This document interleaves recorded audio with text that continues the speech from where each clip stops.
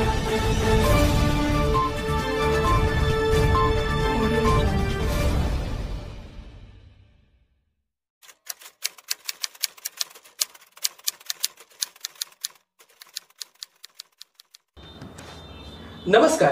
शिवाजीराव देशमुख यांच्या निधनानंतर होणारी शिराळा विधानसभेची निवडणूक ही लक्षवेधी ठरणार आहे.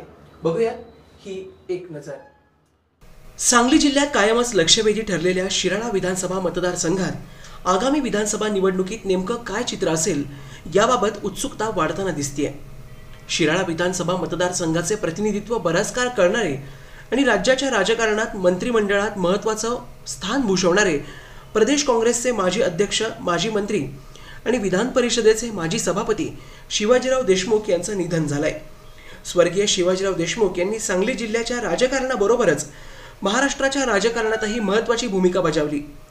त्यांनी ज्या शिराळा मतदारसंघात 4 वेळा प्रतिनिधित्व केलं त्या शिराळा विधानसभा मतदारसंघात मात्र त्यांचे पुत्र सत्यजित देशमुख आणि काँग्रेसला सातत्यानं हारागिरी पत्करावी लागतेय.